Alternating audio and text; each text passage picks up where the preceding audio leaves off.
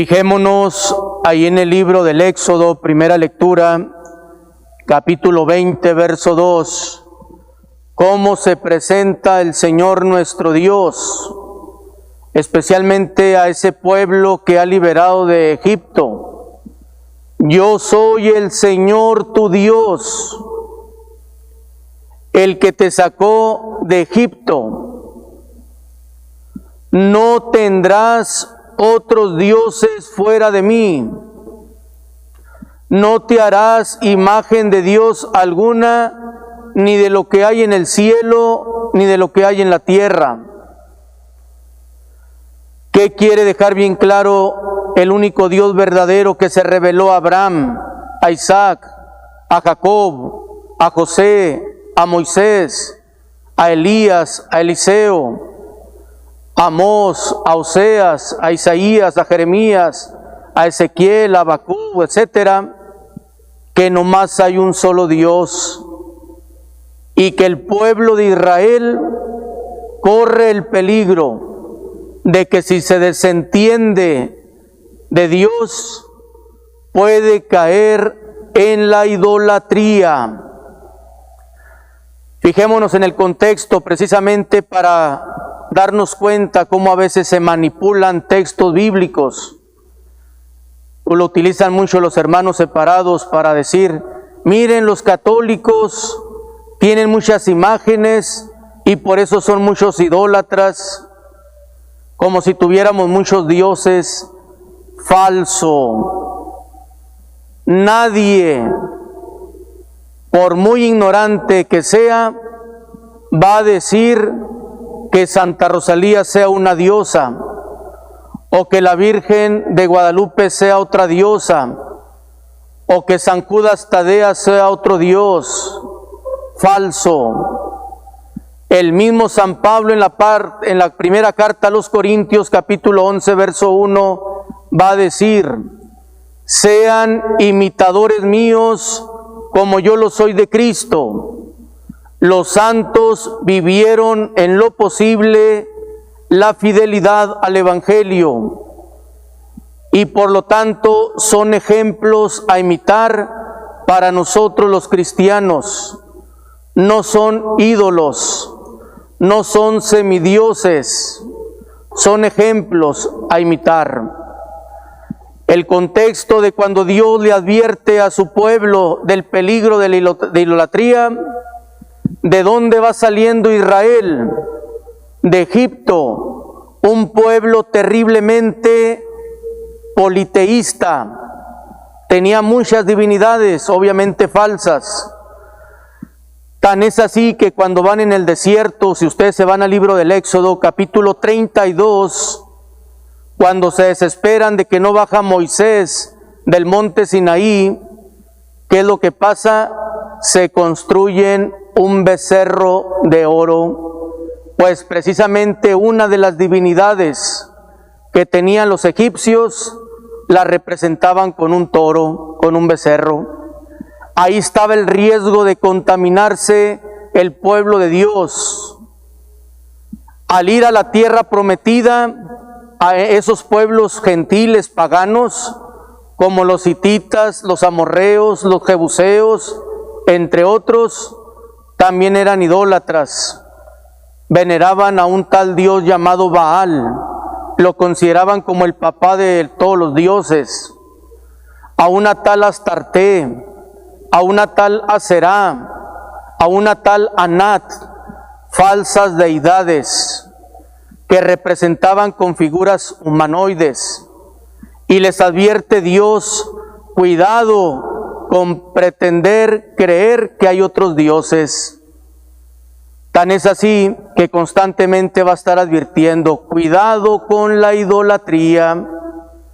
Los mandamientos pues que Dios le da a su pueblo es para regular su relación con Dios, al que hay amar sobre todas las cosas, y al prójimo, que no robarás, que no matarás, que no esto, que no aquello, con la finalidad de facilitar la convivencia humana.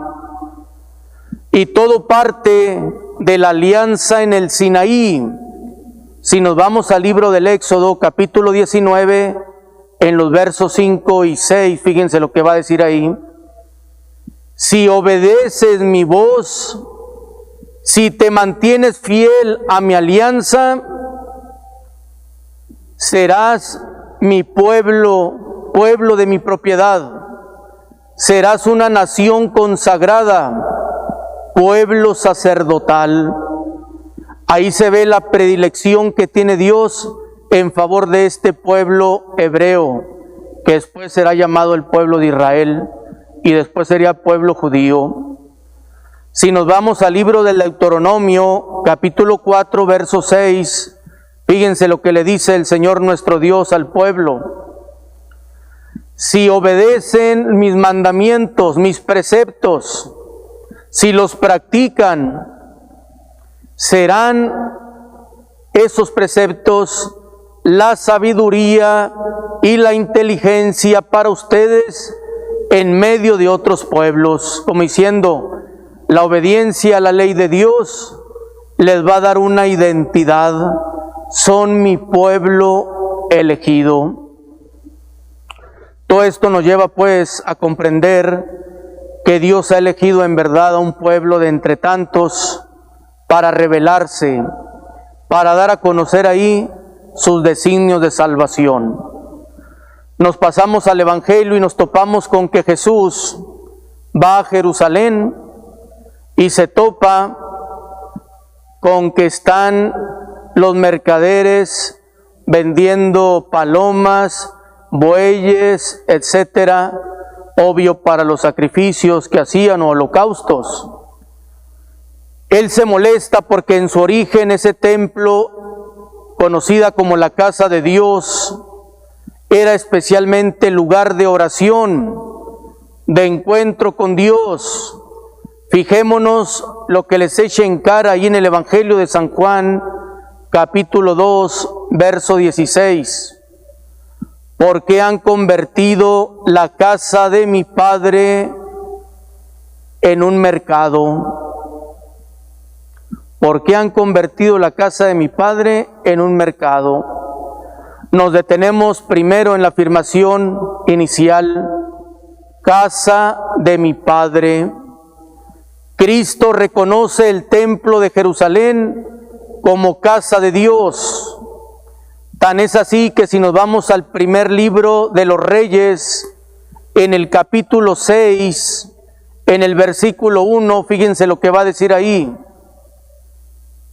En el año 480, después de la salida de Egipto, en el año cuarto del reinado del rey Salomón, emprendió la construcción de la casa de Dios. Equivale aproximadamente entre el año 960-967 antes de Cristo, cuando comienza a construirse el famoso templo de Jerusalén, ese al que llega Jesús y reprende a los vendedores. A ese templo peregrinaban las famosas tribus de Israel, porque consideraban en verdad un lugar de encuentro con Dios.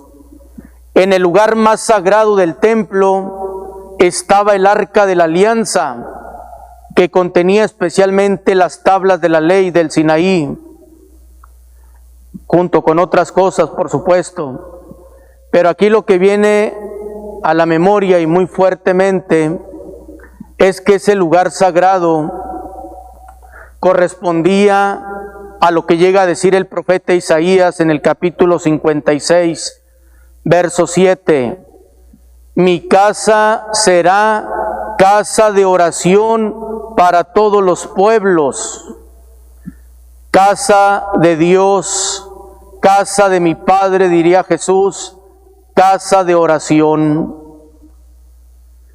¿Cómo fue tan doloroso aquel momento en el cual ese templo de Jerusalén va a llegar un momento en que va a ser destruido por las tropas babilónicas? capitaneadas precisamente por el rey Nabucodonosor. Estamos hablando allá por el año 587, 586 antes de Cristo.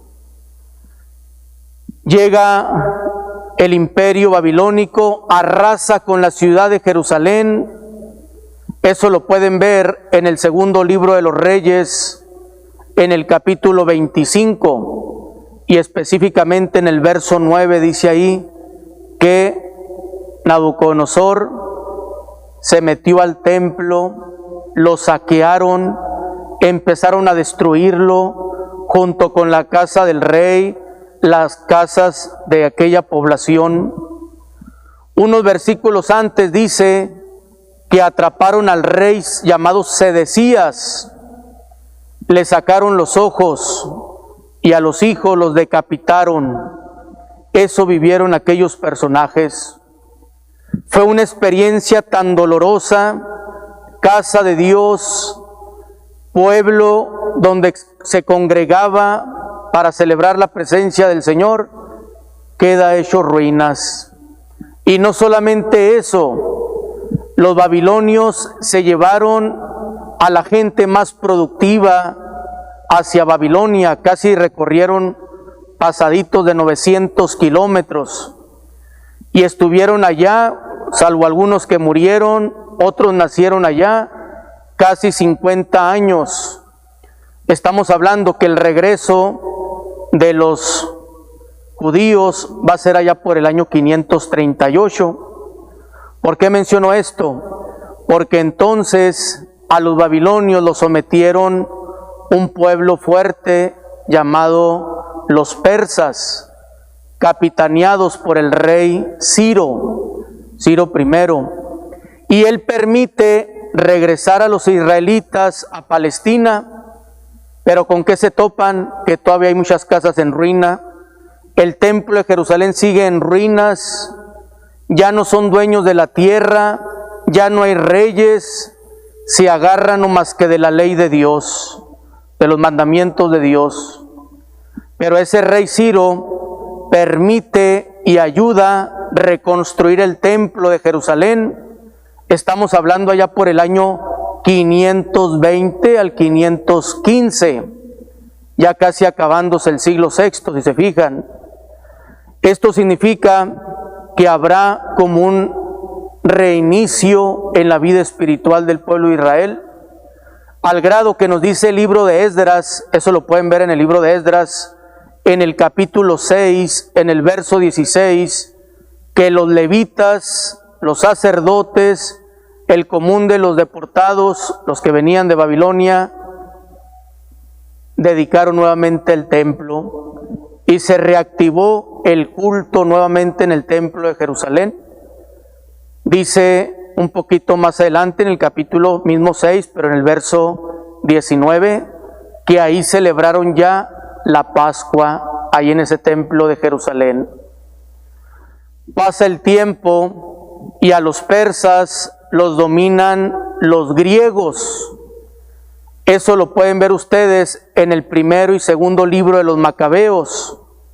Y llegan los griegos, representados por un general muy poderoso, Alejandro Magno, allá por el año 333, y que muere muy pronto, en 10 años, allá por el 323, y se reparte ese territorio que tenía dominado los griegos, y parte de ese dominio que abarca Palestina, donde viven los israelitas o ya los judíos, llega un general llamado Antíoco Epífanes y va a cometer sacrilegio en el templo de Jerusalén. Lo pueden ver en el primer libro de los Macabeos, en el capítulo 1, verso 21, cómo se meten al templo de Jerusalén y lo saquean y cometen cada atrocidad terrible, que se logró lamentablemente pues otro daño terrible para la vida espiritual del pueblo judío. En el mismo libro primero de Macabeos, en el capítulo 1, en el verso 56, fíjense lo que dice ahí: los libros de la ley que se encontraban, los echaban al fuego. Verso 57, a los judíos que encontraban dándole culto a Yahvé o leyendo el libro de la ley, los mataban. El tiempo de los griegos fue de persecución terrible, al grado que ya en el segundo libro de los Macabeos, en el capítulo 6, en el verso 2, va a decir, fíjense hasta dónde llegó el descaro de los griegos. Metieron al templo de Jerusalén la estatua de Zeus o de Júpiter, deidad griega. Hagan de cuenta como si aquí metieran de repente a la Santa Muerte, que ni existe, ¿verdad? Pero hay gente que cae en esa trampa.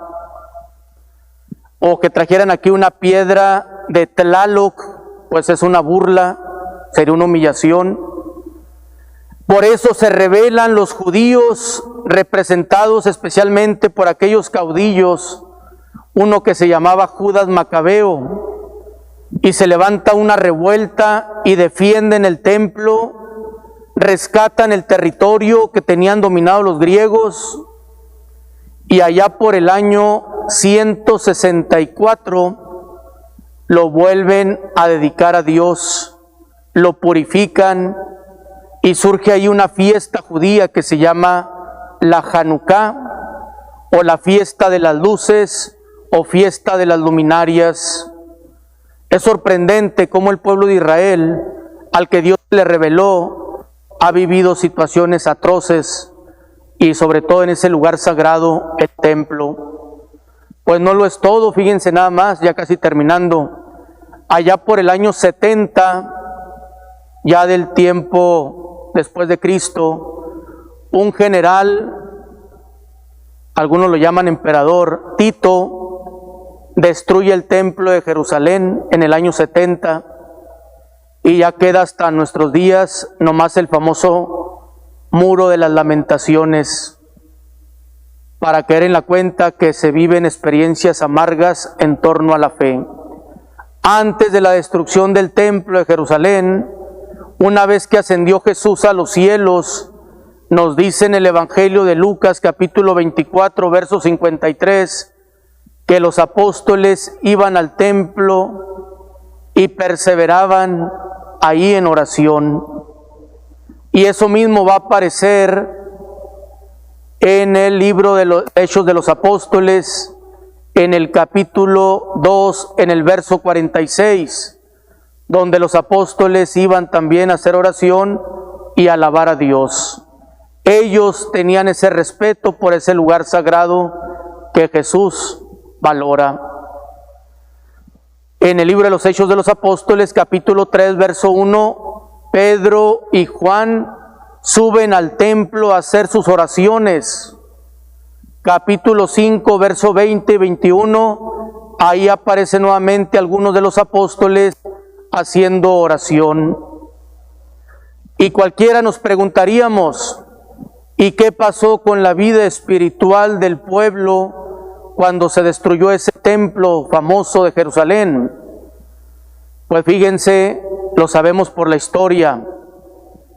Los primeros cristianos celebraban la Eucaristía, sus reuniones de oración en las catacumbas, especie de sótanos escondidos, porque era una secta, entre comillas, peligrosa para el imperio, el ser cristiano católico.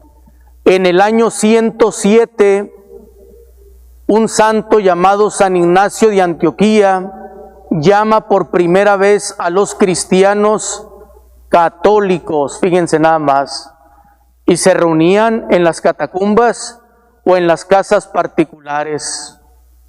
Fue hasta el año 313, es decir, el principio del siglo IV, con un personaje llamado Constantino el Grande, emperador romano, quien, pretendiendo darle unidad al imperio, permite el culto público de los cristianos. De ahí se han agarrado los hermanos separados, quizá lo han escuchado en alguna vez, para decir que Constantino fundó la Iglesia Católica. Fíjense nomás qué tontería. Ya San Ignacio de Antioquía, en el año 107, que les acabo de decir, ya hablaba de los cristianos católicos. En el edicto de Milán, 313, que les dije, es cuando se da la autorización para que se celebre ya el culto a nivel público. Posteriormente empezarán a construirse las primeras iglesias o templos, basílicas, hasta llegar hasta nuestros días, lugares sagrados donde nosotros rendimos culto y adoración también al único Dios verdadero, y donde celebramos la ofrenda sacrificial de Cristo Jesús en el altar, actualizándose en cada sacramento y especialmente en la Eucaristía. Dice ahí en la primera carta a los Corintios, capítulo 11, creo verso 26, cada vez que comemos de este pan y bebemos de este cáliz, anunciamos tu muerte, Señor, hasta que vuelvas. Palabras que están acuñadas si se fijan en la liturgia. ¿A qué nos lleva todo esto? A darle el lugar que corresponde a estos lugares sagrados, pero no reduce la presencia de la iglesia a la estructura material. Jesús dijo claramente en el Evangelio de Mateo capítulo 18, verso 20, donde dos o más se reúnen en mi nombre, yo estoy en medio de ellos. Si estuviéramos celebrando la misa a una orilla de la presa o allá cerca del vallecillo o yendo para el Saus, aunque no hubiera ninguna pared, ninguna imagen, pero estamos ahí reunidos en el nombre de Jesús, ahí se hace presente la iglesia. Tan es así que en la primera carta de Pedro, capítulo 2, verso 5, nos va a decir, ustedes son como piedras vivas que van edificando el templo espiritual para que por medio de Cristo le rindamos adoración, culto al mismo Dios. En ese sentido, Cristo se presenta como templo, como santuario, y en el cual estamos unidos nosotros como parte de su cuerpo, que es la iglesia. Termino con estas dos últimas citas, valiosísimas. Primera carta a los Corintios, capítulo 3, verso 16, y primera carta a los Corintios, capítulo 6, verso 19. Las pueden checar después ahí en la página de Facebook, ¿verdad?, de la parroquia o de Cristo en Cabina.